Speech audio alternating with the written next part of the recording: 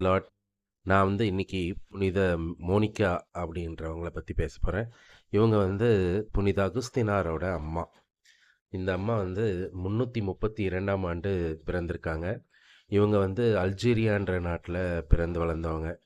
Africa, அதாவது north Africa கிட்ட இருக்கக்கூடிய ஒரு நாடு. இவங்க ஒரு அ எளிமையான குடும்பத்துல பிறந்து, வளர்ந்து வாழ்ந்துன்ருக்காங்க. அந்த நேரத்துல இவங்களோட இளமை வயசுலயே இவங்களுக்கு பட்ரீஷியஸ்ன்னு சொல்லக்கூடிய ஒருவரோட திருமணம் நடைபெறுது. அவர் பாகனிசம், அதாவது முன்னாடி நான் சொன்னேன்ல இந்த ஏரியனிசம், பாகனிசம்னு சொல்லக்கூடிய அந்த தப்பறைகை பரப்பும் அந்த அ அ குரூப்ல அவர் இருக்கிறாரு. ஆனா இவங்க அவருக்காக ரொம்ப ப்ரேயர் பண்றாங்க. அவரும் ரொம்ப வயலன்ட்டான ஒரு அ மனிதர். அதாவது ரொம்ப முரட்டுத்தனமானவர். ரொம்ப ஒரு ஒரு அகங்காரம் பிடித்தவர்ன்னு வச்சுக்கோங்களேன். அவரு கூட இவங்க திருமணம் பண்ணி வாழ்ந்துட்டு இருக்காங்க. இவங்களுக்கு 3 குழந்தைகள். 2 குழந்தைங்க ஆண், 1 குழந்தை பெண்ணு. அதில மூத்த மகன் தான் புனித அகஸ்டின். பிற்காலத்தில அவர் புனிதர். இப்ப இந்த பாகனிசம்ல இருக்கிற இவருக்காக இவங்க ரொம்ப கண்ணீர் விட்டு அ அ அழறாங்க. அழுது ஜெபிக்கிறாங்க. இவர மனம் மாறணும்னு சொல்ட்டு.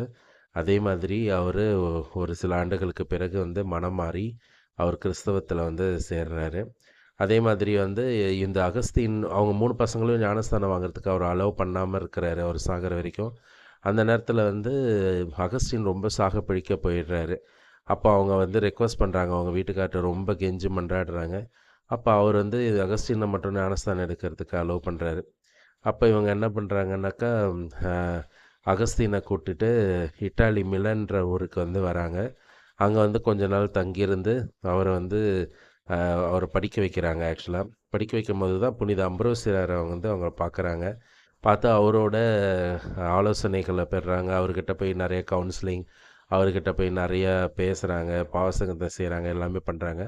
அவரு சொல்றாரு, "உன்னோட கண்ணீர் ஒருபோதும் வீணா போகாது கடவுள் முன்னாடி.